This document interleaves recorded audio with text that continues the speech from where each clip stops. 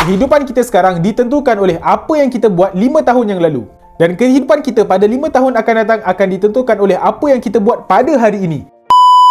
Ramai orang yang mengeluh bila kehidupan susah, hidup tak stabil dan tak ada simpanan. Tapi kita lupa asbab kehidupan kita macam tu sebab diri kita sendiri. Sebagai contoh, kalau kita dapat bonus sebanyak RM5,000 dan apa yang kita gunakan dengan duit bonus tersebut? Adakah kita gunakan duit bonus tersebut untuk beli barang-barang yang bukan keperluan ataupun kita asingkan sebahagian daripada duit bonus tersebut untuk beli emas 10 gram yang macam ni yang mana nilainya hanya sekitar RM3,800 sahaja. Dah ada 10 gram macam ni, simpanan dah ada dan simpanan lebih bertahan lama. Mungkin juga kita gunakan duit bonus tersebut untuk barang keperluan sebagai contoh servis kereta, nak hidupkan rotek, nak tukar tayar ataupun nak beli barang keperluan untuk anak-anak bersekolah. Tapi semua perbelanjaan ni kita dah boleh jangka daripada awal. Sepatutnya kita sediakan satu tabungan khas untuk uruskan perbelanjaan berkala yang macam ni. Dan setiap kali gaji, asingkan siap-siap untuk masukkan dalam tabung ni. Saya tahu mungkin ramai yang tak bersetuju dengan saya, tapi inilah yang saya buat. Alhamdulillah, selepas saya mulakan simpanan emas, secara automatik saya dah pandai dah uruskan gaji saya. Dahulunya saya adalah seorang yang boros, tapi Alhamdulillah kini simpanan saya dengan simpanan emas makin lama makin kukuh